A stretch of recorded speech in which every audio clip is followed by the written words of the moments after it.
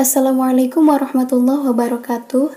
Hai teman-teman, sebagaimana judul yang kalian lihat, video ini dibuat untuk memenuhi tugas akhir semester mata kuliah Al-Madkhal ila Ilmil Lughah atau yang sering kita ketahui sebagai ilmu linguistik. Dan materi yang akan saya bahas di sini tentang sintaksis. Dari materi sintaksis ini, saya hanya akan membahas 3 pembahasan. Yang pertama, definisi sintaksis. Yang kedua, tataran sintaksis dan hubungan antar tataran sintaksis. Dan yang ketiga, sintaksis bahasa Arab.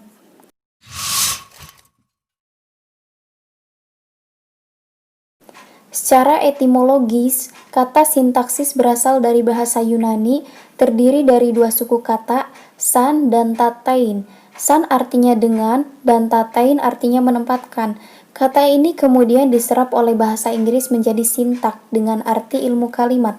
Dalam bahasa Indonesia disebut sintaksis yang juga diduga kuat diserap dari bahasa Inggris dengan arti cabang linguistik yang mempelajari susunan kalimat dan bagian-bagiannya atau singkatnya disebut ilmu tata kalimat.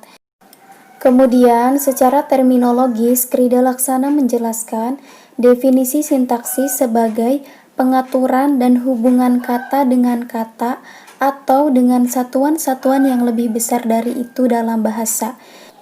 Ia menambahkan bahwa satuan terkecil dalam bagian ini adalah kata. Definisi yang hampir sama juga dikemukakan oleh Verhaar. Menurutnya, sintaksis adalah menempatkan bersama-sama kata-kata menjadi kelompok kata atau kalimat, dalam kelompok-kelompok kata menjadi kalimat. Jadi, dapat kita simpulkan sintaksis adalah ilmu tata kalimat yang membahas pengaturan dan hubungan kata dengan kata dalam kalimat atau menempatkan kata-kata menjadi kelompok kata atau kalimat. Setelah kita ketahui apa itu definisi sintaksis, sekarang kita akan masuk pada pembahasan yang kedua, yaitu tataran sintaksis dan hubungan antara tataran sintaksis, yang memiliki 2 pembahasan penting. Yang pertama, tataran sintaksis. Yang kedua, hubungan antar tataran sintaksis. Berbicara tentang tataran sintaksis, berarti kita bicara tentang jabatan-jabatan kata dalam kalimat. Seperti halnya kita telah sering mendengar istilah-istilah subjek, predikat, objek, kata benda, kata sifat, kata keterangan, kalimat pasif, kalimat aktif, dan lain-lain. Pertanyaan yang muncul kemudian adalah, apakah semua istilah tersebut menempati posisi sama? Tentu beda ya. Dalam hal ini, Verhaar membagi tataran sintaksis kepada 3 bagian. Pertama, fungsi-fungsi sintaksis. Kedua, kategori sintaksis. Ketiga, peran sintaksis.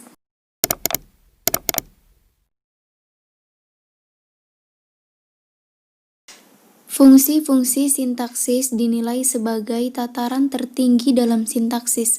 Hal ini mencakup istilah-istilah subjek, predikat, objek, dan keterangan. Dalam bahasa Arab, fungsi sintaksis kita kenal dengan beberapa istilah antara lain fa'il, naibul fa'il, maf'ul ma'ah, maf'ul bih, maf'ul fih, maf'ul li ajlih, mubtada, khobar, dan sebagainya. Selanjutnya yaitu kategori sintaksis. Kategori sintaksis sebagai tataran di bawah fungsi-fungsi sintaksis.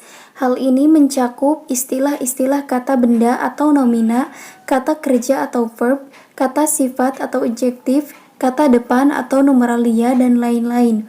Dalam bahasa Arab, kita mengenal istilah-istilah isim sebagai nomina, fi'il sebagai verb, dan huruf sebagai preposisi.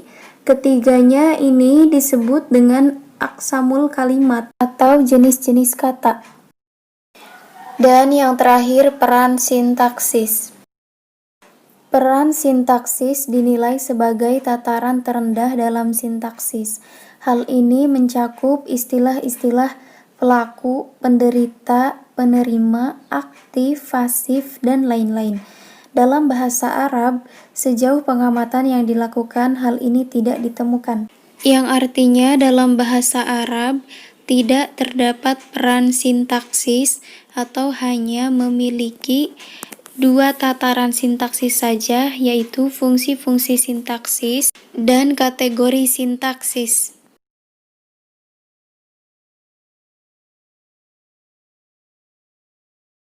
Menurut Verhaer, secara umum, struktur sintaksis itu terdiri dari subjek, predikat, objek, dan keterangan, yang kemudian sering disingkat menjadi SPOK.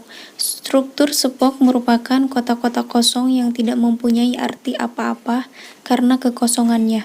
Kotak-kotak kosong tersebut akan diisi oleh sesuatu yang berupa kategori dan peran. Untuk lebih jelasnya, perhatikan diagram berikut ini.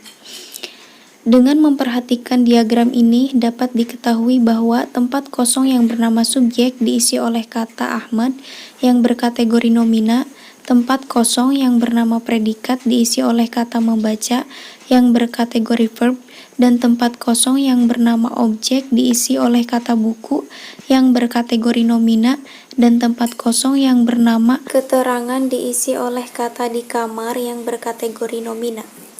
Pengisi fungsi-fungsi itu yang berupa kategori sintaksis mempunyai peran-peran sintaksis. Kata Ahmad pada contoh tersebut memiliki peran pelaku, kata membaca memiliki peran aktif, kata buku memiliki peran sasaran, dan kata di kamar memiliki peran di tempat. Pertanyaan yang muncul kemudian adalah, yang pertama, apakah struktur sintaksis selalu berurutan seperti SPOK di atas? Kedua, apakah keempat fungsi itu harus selalu muncul dalam setiap struktur sintaksis? Dan yang ketiga, apakah setiap fungsi harus selalu diisi oleh kategori tertentu? Untuk menjawab pertanyaan pertama ini dapat dilihat pada kalimat "Pergilah si Ahmad ke Medan". Kalimat ini mempunyai susunan fungsi, predikat, subjek, dan keterangan. Dengan demikian, pertanyaan pertama sudah terjawab bahwa urutan struktur sintaksis tidak selalu berurutan. Dari contoh ini juga dapat menjawab pertanyaan kedua, bahwa tidak semua keempat fungsi sintaksis selalu muncul dalam struktur kalimat. Mengenai pertanyaan ketiga, apakah setiap fungsi harus diisi oleh kategori tertentu? Menurut ahli tata bahasa tradisional bahwa fungsi subjek harus selalu diisi oleh kategori nomina, fungsi predikat harus diisi oleh kata yang berkategori verb, fungsi objek harus diisi oleh kata yang berkategori adverb. Namun demikian, tidak semua bahasa dapat memenuhi persyaratan tersebut. Seperti halnya bahasa Indonesia, bukankah dalam bahasa Indonesia tetap benar jika dikatakan dia guru? Padahal sebetulnya kalau harus memenuhi persyaratan di atas, maka struktur kalimatnya dia adalah guru, bukan hanya dia guru. Jadi, pada kesimpulannya, setiap bahasa memiliki susunan kata atau tata kalimat atau struktur kalimatnya masing-masing. Sintaksis bahasa Arab. Sekarang kita masuk pada pembahasan yang terakhir, yaitu sintaksis bahasa Arab. Seperti yang telah disinggung sebelumnya, bahwa pengaturan antara kata dalam kalimat atau antara kalimat dalam klausa atau wacana merupakan kajian ilmu nahwu. Bahkan hubungan itu tidak hanya menimbulkan struktur dan makna gramatikal saja, tetapi juga mempengaruhi baris syakal akhir masing-masing kata yang kemudian dikenal dengan sintaksis bahasa Arab ini kita akan membahas 4 pembahasan. Yang pertama, fungsi-fungsi sintaksis bahasa Arab. Yang kedua, kategori sintaksis bahasa Arab. Yang ketiga, hubungan tataran sintaksis bahasa Arab. Dan yang keempat, skala sintaksis atau jumlah fi'liyah. Pertama, fungsi-fungsi sintaksis bahasa Arab. Sebagaimana disebutkan sebelumnya bahwa fungsi sintaksis disebut juga dengan jabatan atau fungsi kata dalam kalimat. Dalam bahasa Arab, jabatan atau fungsi kata itu diklasifikasikan sesuai i'rabnya. Adapun Fungsi sintaksis dalam bahasa Arab sesuai jenis i'rabnya dibagi menjadi 3. Yang pertama al-marfu'at, yang kedua al-mansubat, dan yang ketiga al-majrurat. Al-marfu'ah secara singkat dapat dikatakan bahwa yang dimaksud dengan al-marfu'at adalah fungsi-fungsi sintaksis dalam bahasa Arab di mana syakal akhir setiap fungsi-fungsi tersebut beri'rab rofa'. Sedangkan al-mansubat, yang dimaksud al-mansubat adalah fungsi-fungsi sintaksis dalam bahasa Arab di mana baris syakalnya tersebut beri'rab nasab. Dan yang ketiga al-majrurat, yang dimaksud al-majrurat adalah fungsi-fungsi sintaksis dalam bahasa Arab di mana baris syakalnya tersebut beri'rab jar. Akan tetapi ada fungsi keempat, yaitu tawabi'. Pada asalnya tawabi' bukanlah termasuk fungsi-fungsi sintaksis dalam bahasa Arab, karena posisinya dalam kalimat hanya mengikuti fungsi-fungsi sintaksis di atas, maksudnya yang ketiga tadi. Dengan begitu dia tidak memiliki i'rab yang pasti. Yang kedua adalah kategori sintaksis bahasa Arab. Kategori sintaksis bahasa Arab dibagi 3, yaitu isim atau nomina, fi'il atau verb, dan huruf atau preposisi. Ketiganya ini disebut dengan aqsamul kalimat. Dapat dipastikan bahwa semua fungsi sintaksis bahasa Arab adalah berkategori isim. Namun demikian juga ditemukan yang berkategori fi'il, tetapi hal ini sudah berbentuk jumlah atau kalimat. Sekarang yang ketiga, yaitu hubungan tataran sintaksis bahasa Arab. Hubungan sintaksis bahasa Arab melahirkan apa yang dikenal dengan jumlah, dan jumlah ini dapat dibagi 2. Yang pertama jumlah ismiyah, yang kedua jumlah fi'liyah. Secara sederhana, yang dimaksud dengan jumlah ismiyah adalah kalimat yang diawali dengan kalimat isim, dan jumlah fi'liyah adalah kalimat yang diawali kalimat fi'il. Dapat dipastikan bahwa hal yang pokok dalam sebuah kalimat bahasa Arab adalah mubtada dan fi'il. Sementara itu, kalau ada mubtada pasti ada khobar. Demikian juga dengan fi'il, kalau ada fi'il pasti ada fa'il. Pertanyaannya adalah bagaimana dengan maf'ul, maf'ul mutlak, maf'ul ma'ah, maf'ul li ajli, tamyiz, hal, dan sebagainya. Nah, semua fungsi-fungsi itu bergantung pada fi'il dan fa'il atau mubtada dan khobar. Namun, tidak semua fi'il, fa'il, mubtada, khobar membutuhkan fungsi-fungsi tersebut. Sekarang terakhir atau nomor 4, yaitu skala sintaksis dan jumlah fi'liyah. Jenis skala atau masa yang terkandung dalam kata atau kalimat ditentukan oleh fi'il yang dipakai oleh kalimat tersebut.